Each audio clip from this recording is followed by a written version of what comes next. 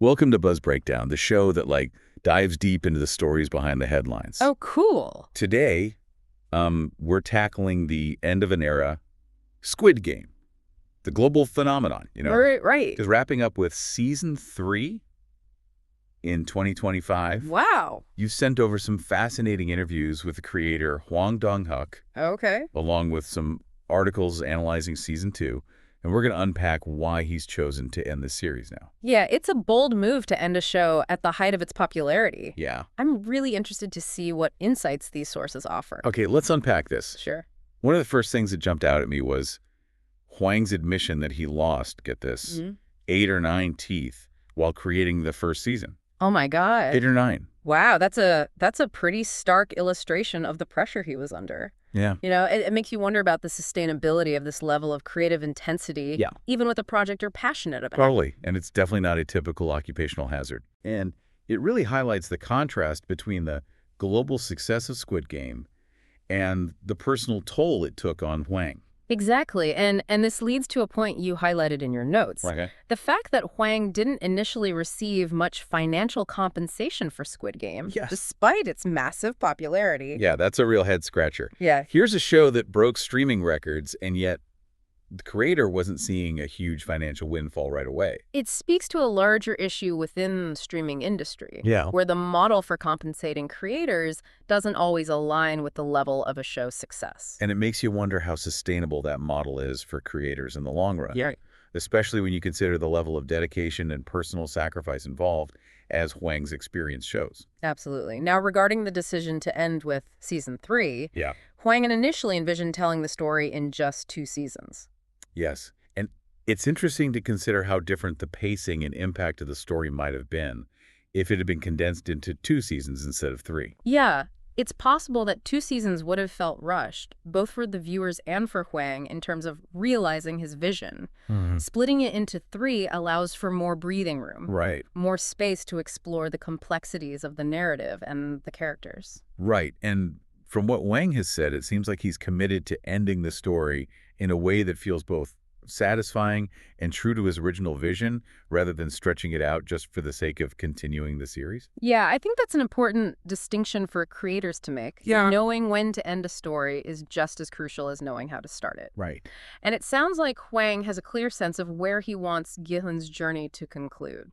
Speaking of Gi-hun, in season 2, we see him embark on a mission to dismantle the Squid Game organization from within. From what I've read, he's no longer the same somewhat naive character we met in season 1. It sounds like he's become hardened by his experiences, more driven, even ruthless. Yeah, he's definitely not the same guy who walked into those games the first time. He's carrying the weight of what he witnessed. Yeah. The trauma, the guilt of surviving when so many others didn't. It makes me think about how such intense experiences can fundamentally change a person. Yeah. Pushing them to extremes they might never have imagined. In Gi-hun's case, it seems to have fueled a desire for justice, but it's also tinged with a darkness that wasn't there before. And this darkness is mirrored in some of the choices the players face in season 2. Okay. There's a point where they're given the option to end the games early and guarantee their survival, or to continue playing for the chance to win the huge cash prize. That's a fascinating dilemma. Yeah. It really gets to the heart of the show's exploration of human nature under pressure. What would you choose in that situation? Oh, God. Security or the allure of potentially life-changing wealth?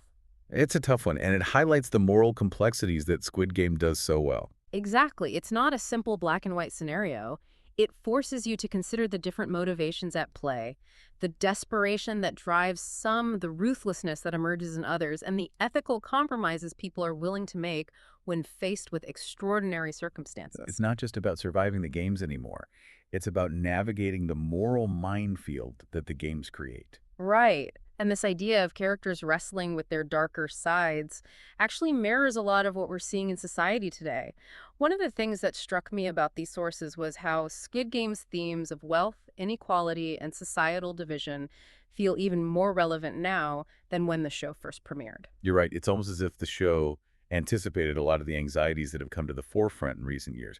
That scene in season 1 where the players are literally stepping on each other to get ahead is a pretty powerful image. It's a brutal visual metaphor for the cutthroat nature of our world, Yeah. especially when it comes to economic disparity. And Hwang has spoken about how he sees this us versus them mentality playing out in real life, with the world becoming increasingly polarized. It's like we're constantly being sorted into different groups, whether it's based on wealth, political beliefs, social status, and Squid Game forces us to confront the consequences of that division, how it erodes our sense of empathy and community. Exactly, and it makes you question whether we're all becoming a little bit like those players willing to sacrifice others for our own gain, Hmm. even if it's just in a metaphorical sense. It's a disturbing thought, but one that the show makes us confront head on. Now, shifting gears a bit, I'm curious to hear your thoughts on the frontman. He was such a mysterious figure in Season 1, but it seems like we're going to learn a lot more about his backstory and motivations in Season 2. Yes, and the actor who plays him, Lee Bung-hun, has hinted that we might even develop some sympathy for the front man, despite the fact that he's the enforcer of this brutal game. That's interesting. What kind of backstory could make us sympathize with someone who oversees such horrific events? It suggests a complex and perhaps tragic past one that might shed light on his choices, even if it doesn't excuse them. It's a reminder that even the most seemingly villainous characters have their own stories, their own reasons for being the way they are. It makes me think about Gi-hun and how much he's changed since winning the game. He started out as this down-on-his-luck gambler with a good heart, but Season 2 presents us with a much darker, more determined version of him. He's clearly carrying the weight of his experiences in the game, the trauma, the guilt of surviving, and it seems like that's fueled this intense desire to expose the cruelty of the games, to dismantle the organization from within. It's a pretty drastic transformation. He's gone from being a participant in the games to becoming this almost vigilante figure fighting against a system that nearly destroyed him. And I think that raises an interesting question. Is Gi-hun truly embracing a darker path, or is he simply adapting to survive in a brutal system? Is it possible to fight against such darkness without becoming tainted by it yourself? That's a really good question, and it speaks to the moral complexities of the show. There are no easy answers, no clear-cut heroes or villains. Exactly. And that's one of the things that makes Squid Game so compelling. It forces us to confront those gray areas, those uncomfortable truths about human nature, and the choices we make when pushed to our limits. And speaking of choices, one of the articles you sent mentioned that in Season 2, players are given the option to end the game early. They can choose to walk away with their lives or risk everything for a chance at the grand prize. That's a fascinating wrinkle in the game. It introduces a whole new level of ethical decision-making. What factors would influence those choices, do you think? I imagine it would depend on the individual player's circumstances, their level of desperation, their sense of morality. Some might be driven by pure greed, while others might be motivated by a desire to help their fellow players or to expose the game's cruelty. Right. And the fact that this choice is presented to the players raises an interesting question about free will within the context of the game. Are they truly making their own decisions, or are they still being manipulated by the game's organizers?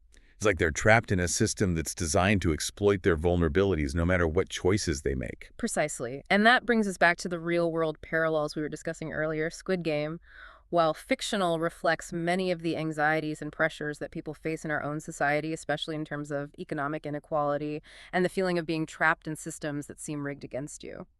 And this is where the show's social commentary really comes into play.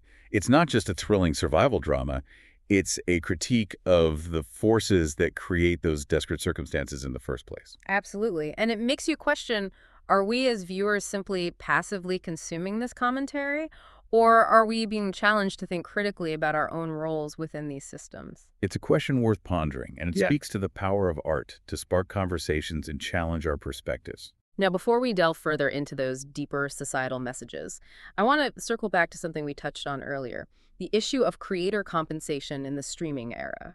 Right. Hwang's experience with Squid Game, where he didn't initially see a huge financial windfall despite the show's massive success, highlights a problem that many creators are facing. Exactly. Streaming platforms often offer upfront payments that don't necessarily reflect the show's eventual profitability. So even if a show becomes a global phenomenon, the creators might not see a significant portion of the profits. And this issue is particularly pronounced in South Korea, where copyright laws don't adequately protect creators' rights. Hwang has been outspoken about this problem, And his experiences sparked some important discussions about fair compensation and transparency within the industry. It's a reminder that even in the age of streaming, the fight for artists' rights and fair compensation is far from over, and it makes you wonder if this current model is sustainable for creators in the long run. It's a complex issue with far-reaching implications, and it's one that deserves more attention and discussion, especially as streaming continues to dominate the entertainment landscape. It's fascinating how Squid Game has sparked conversations not just about wealth and equality, but also about the very nature of entertainment itself. You actually included a piece about Hwang Dong-hyuk's visit to the set of the Netflix reality show Squid Game, The Challenge. Oh, yeah, that was a pretty surreal intersection of fiction and reality. Yeah. It really highlights how Squid Game has seeped into the cultural consciousness.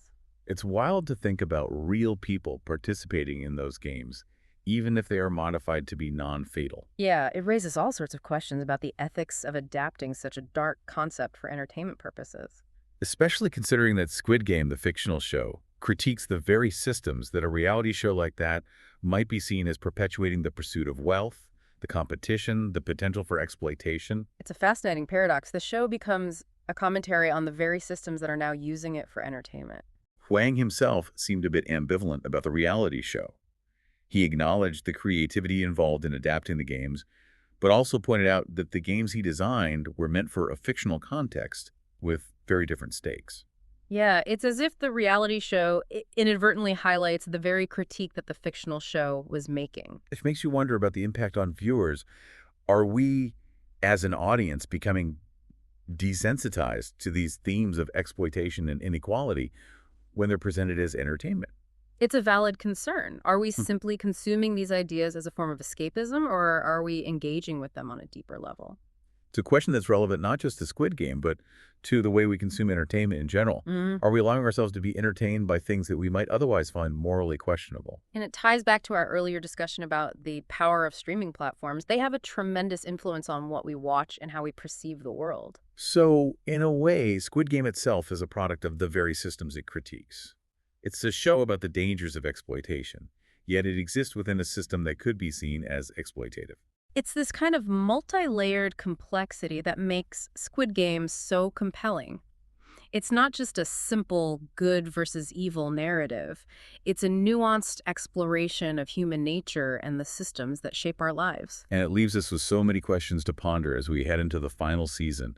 What will become of Gi-hun and his mission? Will he succeed in bringing down the organization, or will he be consumed by the darkness he's fighting against? And on a broader level, what message will Hwang Dong-hyuk ultimately convey about the state of our world, about the forces that drive inequality and desperation? I guess we'll have to wait and see. But one thing's for sure, Squid Game has already left an undeniable mark on popular culture and sparked important conversations about the challenges we face as a global society. It's a show that will stay with us long after the final credits roll, prompting us to examine our own values and our place in the world. Well, it's been a fascinating deep dive. Yeah, I want to thank you for sharing your insights with me. the pleasure was all mine. It's always rewarding to engage in such thought-provoking discussions. And for all of you listening, thanks for joining us on Buzz Breakdown. If you enjoyed this deep dive into the world of Squid Game, be sure to subscribe to our channel and hit that notification bell so you don't miss our next breakdown of a trending topic. Until then, stay curious.